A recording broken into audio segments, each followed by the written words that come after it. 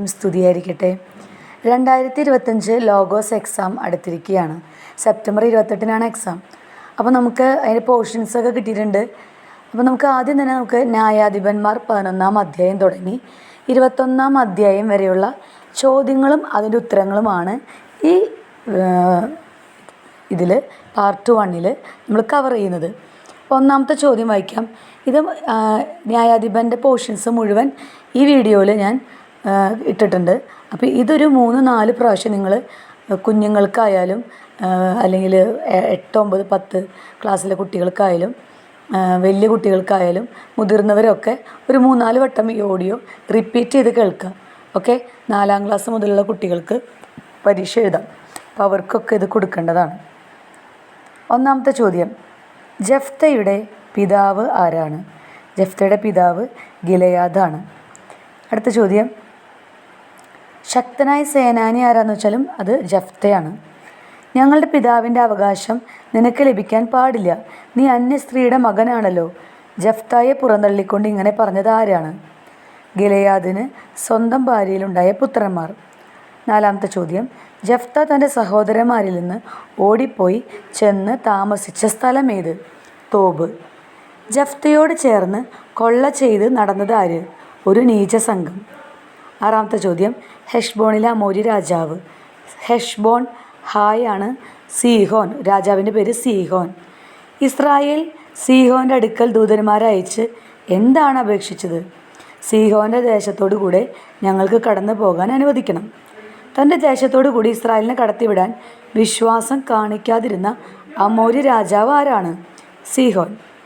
ഇസ്രായേലിനോട് പൊരുതാൻ സീഹോൻ താവളമടിച്ച സ്ഥലം? യാഹാസ്. സീഹോൻ പറയുമ്പോൾ അതിൽ എപ്പോഴും ഉത്തരത്തിലൊക്കെ ഹായ് ഉണ്ട്. സീഹോൻ, യാഹാസ്, അതുപോലെ തന്നെ ഹെഷ്ബോണിലെ രാജാവ്. ആരാണ് സീഹോനെയും അവൻ്റെ ജനത്തെയും ഇസ്രായേലിൻ്റെ കയ്യിൽ ഏൽപ്പിച്ചത്? ഇസ്രായേലിൻ്റെ ദൈവമായ കർത്താവ്. അടുത്ത ചോദ്യം, സീഹോനെയും അവൻ്റെ ജനത്തെയും തോൽപ്പിച്ച് ഇസ്രായേൽ പിടിച്ചെടുത്തത് എവിടെ നിന്ന് തുടങ്ങി എവിടെ വരെയുള്ള ദേശമാണ്?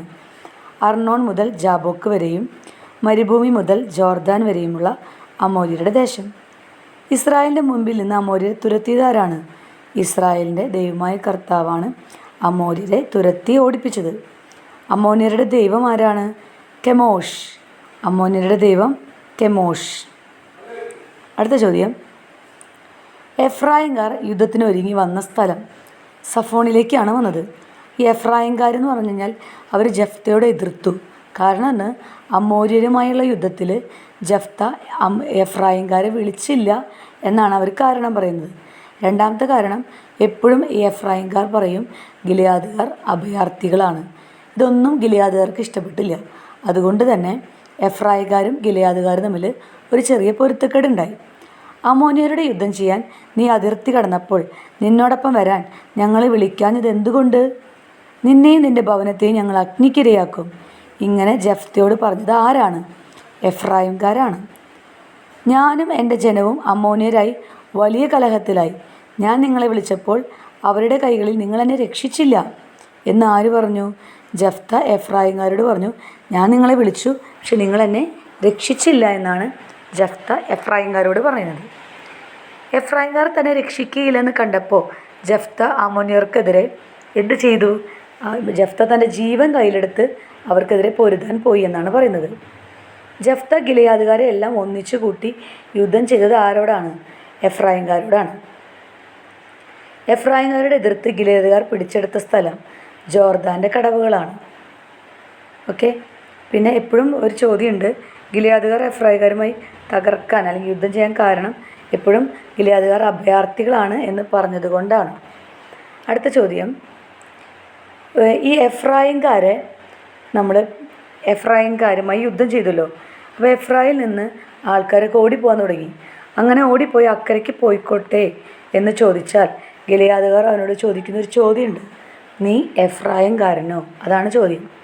നീ എഫ്രായിംകാരനോ എന്ന ചോദ്യത്തിന് അല്ല എന്ന് അഭയാർത്ഥി ഉത്തരം പറഞ്ഞാൽ അവനോട് ഉച്ചരിക്കാൻ പറയുന്ന വാക്കേത്?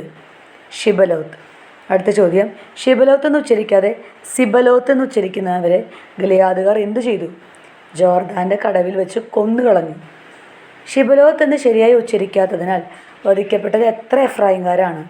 40,000 എഫ്രൈംകാരാണ് കൊന്നത്. എവിടെ വെച്ച്? ജോർദാൻ്റെ കടവിൽ വെച്ച്. ജഫ്ത ഇസ്രായേലിൽ എത്ര വർഷം ന്യായപാലനം നടത്തി? 6 വർഷം. ഗിലെയാദുകാരനായ ജഫ്ത അടക്കപ്പെട്ടത് എവിടെയാണ്? സ്വന്തം പട്ടണമായ ഗിലെയാദിൽ. ആരാണ് ജഫ്തയ്ക്ക് ശേഷം ഇസ്രായേലിൽ ന്യായപാലനം നടത്തിയത്? ഇബ്സാൻ. ഇബ്സാൻ എന്ന് പറയുമ്പോൾ ഞാൻ പറയാണ്, അതിൽ തന്നെ 2 ഉത്തരമുണ്ട്. ഇബ്സാൻ എത്ര വർഷം ന്യായപാലനം നടത്തി? 7. ഇബ്സാൻ ഏത് നാട്ടുകാരനാ? ബത്ലഹേം. ഇബ്സാനിൽ തന്നെ 2 ഉത്തരമുണ്ട്, 7 എന്നും ബത്ലഹേംകാരനാണെന്നും.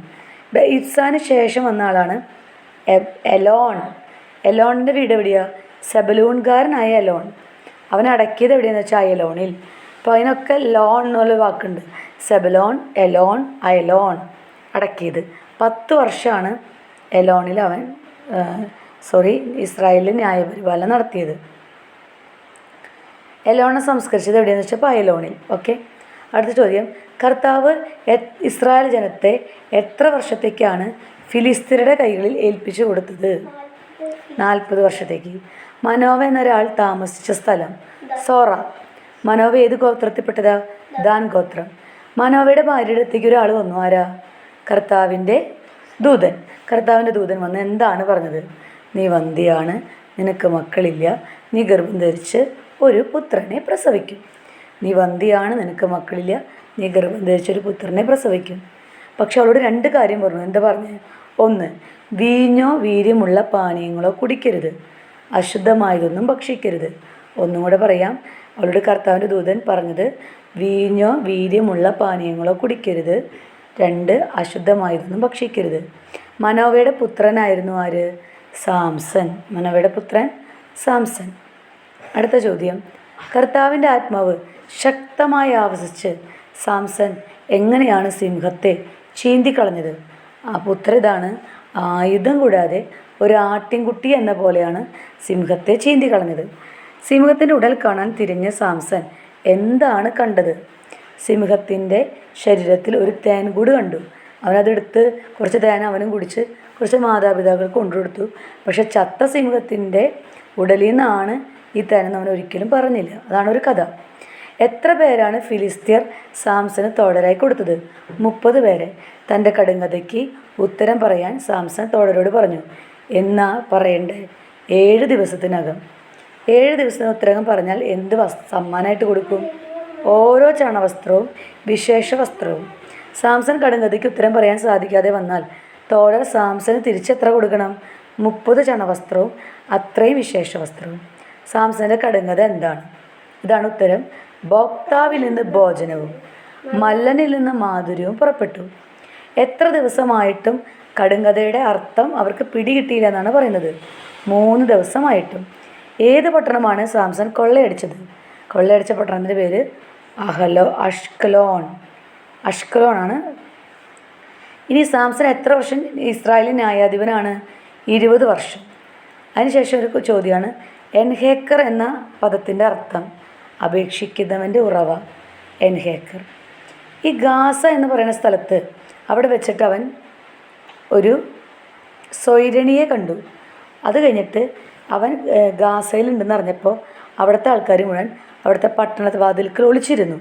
പാതിരയ്ക്ക് അവൻ എന്ത് ചെയ്തു? പട്ടണവാതിൽക്കലിൻ്റെ കട്ടിളപ്പടി എടുത്ത് തോളിൽ വെച്ച് ഹെബ്രോൺ മലമുകളിലേക്ക് പോയി. അപ്പോൾ അവൻ പോയ സ്ഥലം ഹെബ്രോൺ മലമുകളിലേക്കാണ്. അതിനുശേഷം അവനൊരു സ്ത്രീയെ കണ്ടു. ദലീലയാണ്. ദലീലനെ കണ്ട താഴ്വരയുടെ പേര് സോറ താഴ്വരയിലാണ്. നമ്മൾ മുന്നേ പറഞ്ഞു മനോവ താമസിച്ചിരുന്ന സ്ഥലം സോറയാണ്, ദലീല താമസിച്ചിരുന്ന സ്ഥലം സോറയാണ്. സാംസനെ വശീകരിക്കാൻ ദലീലയോട് ആവശ്യപ്പെട്ട ആരാണ്? ഫിലിസ്തീനയുടെ നേതാക്കന്മാരാണ്. അതിന് കാരണം ഇതാണ്, സാംസൺ ഭയങ്കര ശക്തിമാനാണ്. ഈ ശക്തി എവിടെയാണെന്നും അവൻ എങ്ങനെ കീഴടക്കി ബന്ധിക്കാമെന്നും അത് കണ്ടുപിടിക്കാൻ ഫിലിസ്തീനയുടെ നേതാക്കന്മാർ ആരോട് പറഞ്ഞു? ദലീലോട് പറഞ്ഞു. സമ്മാനം കൊടുക്കാമെന്ന് പറഞ്ഞു. ഓരോരുത്തരും വെച്ച് 1200 വെള്ളി നാണയം കൊടുക്കാമെന്നും പറഞ്ഞു. അടുത്ത ചോദ്യം, ദാൻ ഗോത്രക്കാർ ദേശം ഉറ്റുനോക്കാൻ 5 പേരെ അയച്ചു. അവർ താമസിച്ചത് ആരുടെ വീട്ടിലാണ്? മിക്കയുടെ വീട്ടിലാണ്.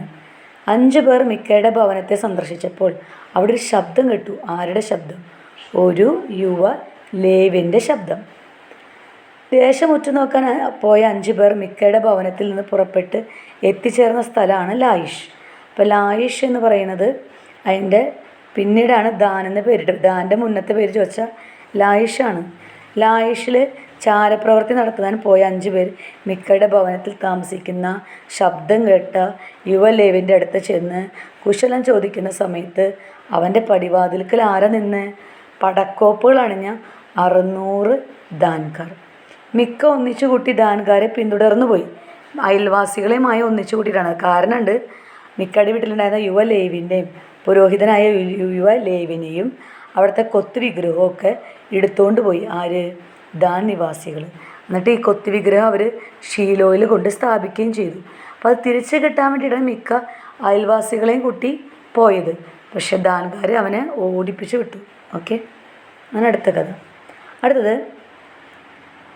ലേവിനോട് പിണങ്ങി യൂദയായിലെ ബത്ലഹേമിലുള്ള പിതാവിൻ്റെ ഭവനത്തിലേക്ക് തിരികെ പോയ ഉപനാരി എത്ര കാലമാണ് പിതാവിൻ്റെ വീട്ടിൽ താമസിച്ചത്? ഉത്തരം 4 മാസം. അനുനയം പറഞ്ഞ് ഉപനാരിയെ തിരികെ കൊണ്ടുവരാൻ ലേവിൻ്റെ കൂടെ പോയതാര്? ഒരു വേലക്കാരൻ. ഉപനാരിയുടെ പിതാവിൻ്റെ ഭവനത്തിലെത്തിയ ലേവിനെ സന്തോഷത്തോടെ സ്വീകരിച്ചതാര്? യുവതിയുടെ പിതാവ്. അമ്മായിപ്പൻ നിർബന്ധിച്ചതനുസരിച്ച് എത്ര ദിവസം ലേവിൻ അവിടെ താമസിച്ചു? 3 ദിവസം. അല്പം ആഹാരം കഴിച്ച് ക്ഷീണം തീർത്തു പോകാം. എത്ര ദിവസമാണ് യുവതിയുടെ പിതാവ് അങ്ങനെ പറഞ്ഞത്? 4-ാം ദിവസം. ഭക്ഷണം കഴിച്ച് ക്ഷീണം മാറ്റൂ, വെയിലാറുന്നത് വരെ താമസിക്കൂ. അങ്ങനെ യുവതിയുടെ പിതാവ് അവനോട് പറഞ്ഞത് 5-ാം ദിവസം. ലേവിനും കൂട്ടരും വൃദ്ധൻ്റെ വീട്ടിൽ സന്തുഷ്ടരായിരിക്കുന്ന സമയത്ത് അവിടെ വീട് വളഞ്ഞ് വാതിലിൽ ഇടിച്ചത് ആരാണ്? നഗരത്തിലെ ചില ആഭാസന്മാർ. തുറസായ സ്ഥലത്തിരുന്ന ലേവിൻ്റെ അടുക്കൽ വന്ന വൃദ്ധൻ ഏത് നാട്ടുകാരനാണെന്ന് ചോദിക്കുന്നുണ്ട്. അവൻ ഏത് നാട്ടുകാരനാണെന്ന് വെച്ചാൽ ഉത്തരം എഫ്രായിം മലനാട്ടുകാരൻ.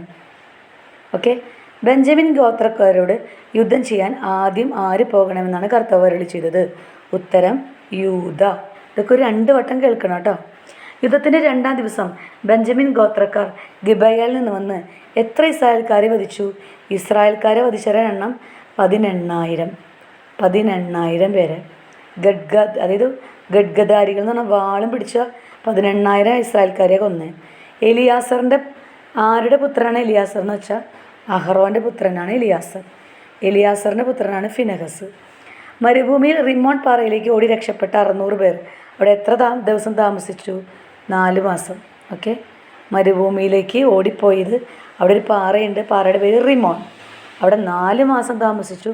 എത്ര പേര് ഓടിപ്പോയെന്ന് വെച്ചാൽ 600 പേര്. ജനം കർത്താവിന് അർപ്പിച്ച ബലികൾ ഏതൊക്കെ? ദഹനബലിയും സമാധാന ബലിയും. മിസ്പായിൽ കർത്താവിൻ്റെ സന്നിധിയിൽ സമ്മേളനത്തിന് സന്നിഹിതനായിരുന്നവർ എവിടെ നിന്നുള്ളവരായിരുന്നു? യാബേഷ് ഗിലയാദ്. ആരിതാണ് ബെഞ്ചമിൻ ഗോത്രജർ തൻ്റെ എണ്ണത്തിനനുസരിച്ച് ഭാര്യമാരെ പിടിച്ചുകൊണ്ടുപോയത്? നൃത്തം ചെയ്യാമെന്ന യുവതികൾ. ഷീല എന്ന് പറയുന്ന സ്ഥലത്താണ് നൃത്തം ചെയ്യാമെന്ന യുവതികൾ. ഇസ്രായേൽ ഒരു ഗോത്രം മൺമറിഞ്ഞ് പോകാതിരിക്കാൻ ബെഞ്ചമിൻ ഗോത്രത്തിൽ അവശേഷിച്ചിരിക്കുന്നവർക്ക് ഒരു അവകാശം വേണമല്ലോ. അവർ മൺമറിഞ്ഞ് പോകാൻ പാടില്ല. ഇങ്ങനെ പറഞ്ഞത് ആരാണ്? സമൂഹത്തിലെ ശ്രേഷ്ഠന്മാരാണ്. ഓക്കെ, അപ്പം ഇത്രയാണ് നമ്മൾ ന്യായാധിപന് വെരി ഇമ്പോർട്ടൻറ്റ് ഷുവർ ക്വസ്റ്റ്യൻസ് എന്ന് പറഞ്ഞ് നമ്മൾ പഠിക്കുന്നത്. ഇതൊരു 4 വട്ടെങ്കിലും റിപ്പീറ്റ് ചെയ്ത് ഈ വോയിസ് കേൾക്കുക. നിങ്ങൾ ന്യായാധിപന്മാരിലെ ഒറ്റ ചോദ്യത്തിന് ഉത്തരവും നിങ്ങൾ വിട്ടുകളയില്ല. നിങ്ങൾക്ക് എല്ലാത്തിനും 1 മാർക്ക് വീതം കിട്ടും. അങ്ങനെ നമുക്ക് ഈസി ആയിട്ട് ഒരു 80 മാർക്ക് മേടിച്ചെടുക്കാം. Okay, thank U.